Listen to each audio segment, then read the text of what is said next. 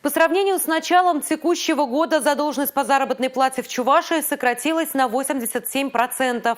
На сегодня в одной организации 13 работников недополучили 545 тысяч рублей. В начале же года в 4 организациях 72 работникам задолжали более 4 миллионов рублей.